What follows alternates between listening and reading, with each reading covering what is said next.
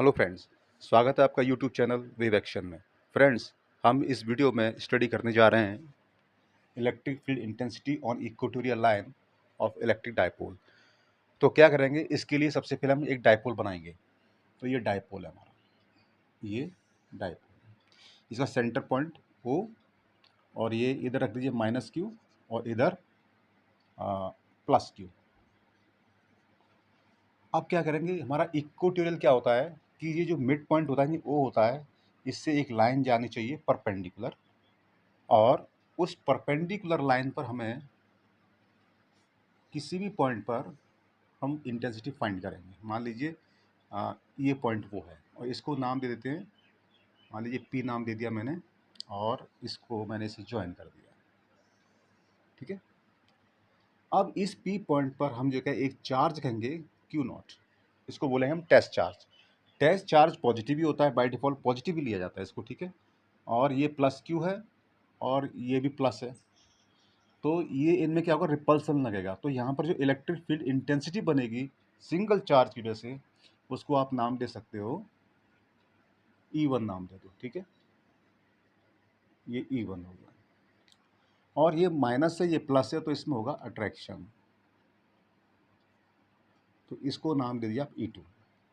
ये दो इंटेंसिटी यहाँ पर काम कर रही हैं, और आप जानते हो कि इंटेंसिटी एक वेक्टर फील्ड होती है, और किसी भी पॉइंट पर दो वेक्टर अगर काम कर रहे हो तो उनका रिजल्टेंट निकाला जाता है। तो इसके रिजल्टेंट निकालने के क्या तरीके हैं? वैसे तो कई दो तरीके हो सकते हैं, लेकिन मैं फ़िलहाल जो काम कर रहा हूँ, जो बुक में दिया था उसके अकॉर्डिंग काम कर रहा हूँ, इसको समझने में आपको आसानी रहे कि इस पॉइंट से इस लाइन के पैरेलल, मतलब तो ये लाइन है हमारी, इसको नाम दे दीजिए ए और इसको बी नाम दे दो। ठीक है, तो ए बी जो लाइन है, इसके पैरेलल एक लाइन खींच लीजिए ऐसे करके, और ये जो ओ पी है इसके अलॉन्ग एक लाइन खींच लो ऐसे करके, है ना, और ये भी आपने खींच ली।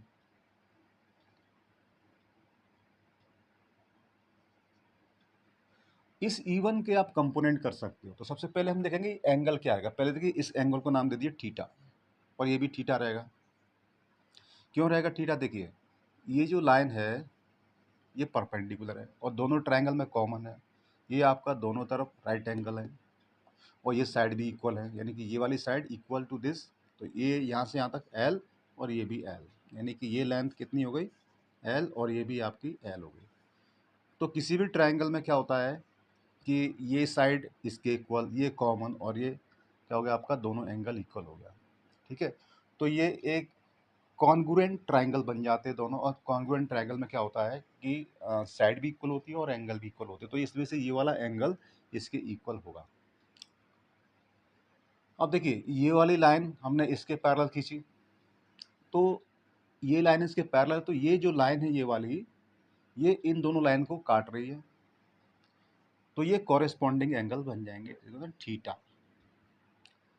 और ऐसे ही ये वाली लाइन इसके पैरेलल है, तो ये लाइन इस बीच काट रही है, तो ये वाले एंगल बनेंगे आपके अल्टरनेट अपोजिट एंगल, जो कि थीटा ही रहेगा। तो हम क्या देखते हैं कि ये दोनों एंगल भी सेम और ये भी सेम। अब इसके आप ई के कंपोनेंट कर सकते हो, तो यहाँ पर जो कंपोनेंट निकलेगा वो जिससे एंगल बनाती है, जिस लाइन से एंगल बनता है वो कॉस में आता है, यानी कि यहाँ पर आएगा E1 कॉस थीटा। हाँ, थोड़ा दूर लिख देता हूँ, है ना, E1 कॉस थीटा इसका कंपोनेंट, और इधर आएगा इसका E1 साइन थीटा। ऐसे इसका कंपोनेंट करना है E2 का। तो E2 कंपोनेंट भी इसी पर कॉन्स्टेंट्स होगा, लेकिन मैं थोड़ा सा डिफरेंट दिखाने के लिए, मतलब आपको समझाने के लिए, मतलब होगा तो ऐसे करके कॉन्स्टेंट, ठीक है, कंपोनेंट, लेकिन मैं थोड़ा सा अलग दिखा देता हूँ, है ना, ऐसे करके। तो ये आएगा आपका E2 कॉस थीटा, और इधर आएगा इसका कंपोनेंट E2 साइन थीटा। अब देखिए, ये जो डिस्टेंस हमने यहाँ से यहाँ तक बोली है, सॉरी, ये वाली R है, ये वाली, है ना, ये डिस्टेंस यहाँ से यहाँ तक की वो R है, और ये यहाँ से यहाँ L है, ये भी L है, तो और ये R कॉमन है दोनों ट्रायंगल की। तो ये वाली डिस्टेंस क्या रहेगी, ये वाली वो निकलेगी आपकी पाइथागोरस थ्योरम से L square R square, sorry L square R square, और ये निकलेगी आपकी, ये भी यही निकलेगी, एल स्क्वायर आर स्क्वायर, ठीक है। ये हमारा काम हो गया, लेकिन ये हमारा फिगर का काम हो गया। ये फिगर समझना बहुत ज़रूरी है, बस ये समझ लिया आपने तो समझ लीजिए कि बहुत कुछ हो गया। अब कुछ नहीं, कैलकुलेशन है। तो देखिए अब यहाँ पर दो इंटेंसिटीज काम कर रही है एक ही डायरेक्शन में, और ये वाली इक्वल है और ये कैंसिल हो जाएंगे, ये वाली कैंसिल हो जाएंगे, तो बचती है खाली ये वाली इंटेंसिटी। इसमें दो इंटेंसिटी है देखिए, है ना, एक E1 cos थीटा, एक E2 cos थीटा। तो देखिए यहाँ पर टोटल रिजल्टेंट काम कर रही है, रिजल्टेंट इंटेंसिटीज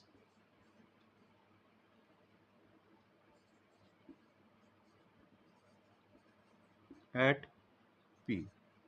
देखिए ये निकलेगा आपका E is equal to E1 cos theta plus E2 cos theta. अब ये फिलहाल हम मान लेते हैं कि ये सारा काम किस पे हो रहा है, किसी मीडियम में हो रहा है, ठीक है। तो हम उसके लिए क्या करेंगे कि ये जो E1 है आप इसको मान लीजिए 1 अपॉन, मतलब लिख लेते हैं 1/4 पाई एप्सिलॉन नॉट कैपिटल के। जो कैपिटल के आता है किसी मीडियम के लिए आता है ना। मान लीजिए एयर मीडियम है, एयर के लिए वैसे 1 लेते हैं लेकिन एग्जैक्ट 1 नहीं होता, लेकिन फिर भी हम अप्रोक्स 1 ले लेते हैं। वाटर हो सकता है, ऑयल हो सकता है, कुछ भी हो सकता है, ठीक है। और Q अपॉन ये डिस्टेंस है आपकी L स्क्वायर R स्क्वायर, और इसको आप ये लगा दीजिए, और ये होगा कॉस थीटा। तो देखिए कॉस थीटा आप यहाँ से निकाल लीजिए, तो कॉस थीटा क्या होगा आपका, ये L अपॉन ये मतलब L upon root L square plus R square. Similarly E2 के लिए भी आप ये काम करोगे, क्या करोगे, 1/4 पाई एप्सिलॉन नॉट कैपिटल के और Q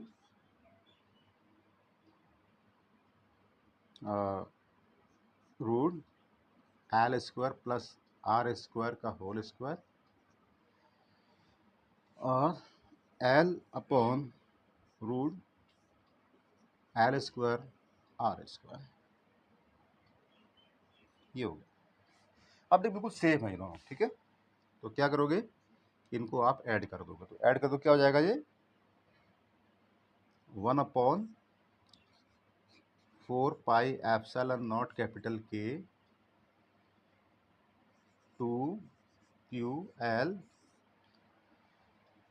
देखिए ये होगा तुम्हारा, ये रूट है, ये स्क्वायर हट जाएगा तो क्या बनेगा, simple L square plus R square. ये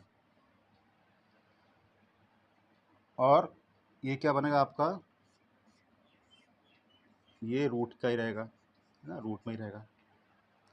ये हो गया हमारा सिंपल, है ना, इन दोनों का एडिशन करके ये आएगा। अभी देखिए नेक्स्ट स्टेप में क्या करेंगे, E is equal to 1/4 pi epsilon not capital के, और देखिए ये जो 2QL होता है आप इसको P मान लीजिए, ठीक है, P होता है,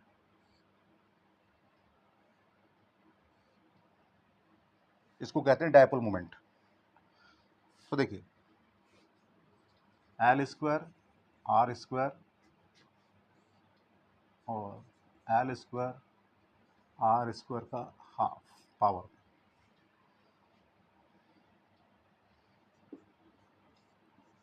1/4 pi epsilon not capital K P upon, अब देखिए ये दोनों बेस सेम है तो पावर ऐड हो जाएंगी, 3/2 आएगा। अब देखिए यहाँ पर हम क्या करते हैं कि L और R में कंपेरिजन करते हैं, है ना। तो क्या लिखेंगे, वी नो दैट L जो है क्या बहुत कम होता है R से, so therefore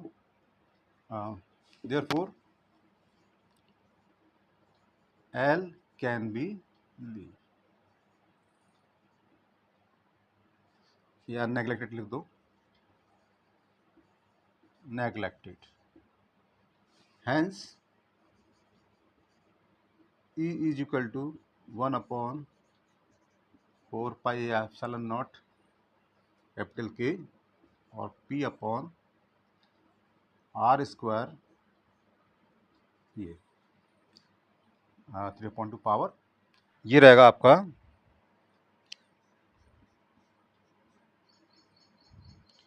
E is equal to 1/4 pi epsilon not capital K P upon R² into 3/2। तो देखो 2 से 2 कैंसिल, तो ये आपका क्या बचा, ये E is equal to 1/4 pi epsilon not capital K P upon R²। तो ये हमारी पॉइंट P पर, ये पॉइंट P है ना। लेकिन ध्यान दें यहाँ पर जो ये वाला जो P है वो डायपोल मोमेंट है ना, ये बात ध्यान रखना है। तो ये आपका हमारा आंसर आ जाता है, मतलब यहाँ पर इंटेंसिटी निकल के आ जाती है। लेकिन ये हमारी किसके लिए, किसी मीडियम में, फॉर वैक्यूम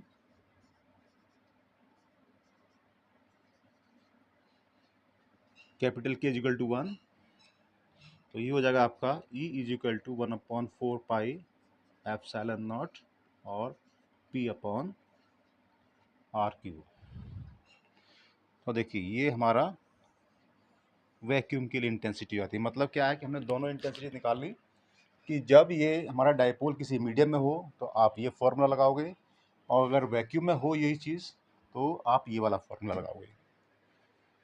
सो फ्रेंड्स, उम्मीद करता हूँ कि आपको समझ में आया होगा। फिर मिलेंगे एक नई वीडियो में। Till then, good bye.